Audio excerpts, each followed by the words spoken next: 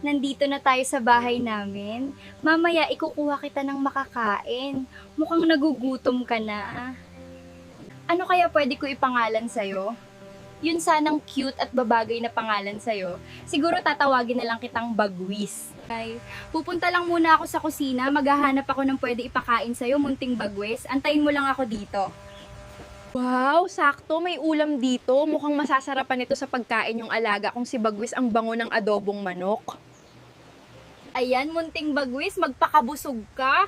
Mukhang gustong-gusto mo yung adobong manok eh. Dahan-dahan lang sa pagkain. Pagkatapos mong kumain, ilalagay muna kita dun sa kwarto ko, munting Bagwis, para hindi ka makita nin tatay. Dito ka lang muna ha, munting Bagwis, mukhang paparating na si tatay. Huwag ka magkalat dito sa kwarto. Anak, nakita mo ba yung adobong manok na ulam? Dito ko lang yung sa misa na iwan. Opo, tay, kinain ko kanina. Ang bango at ang sarap kasi, tay. Naubos mo lahat yung ganong kadaming ulam, anak. Pasensya ka na, tay. Medyo grabe yung gutom ko kanina. Napadami yung kain ko.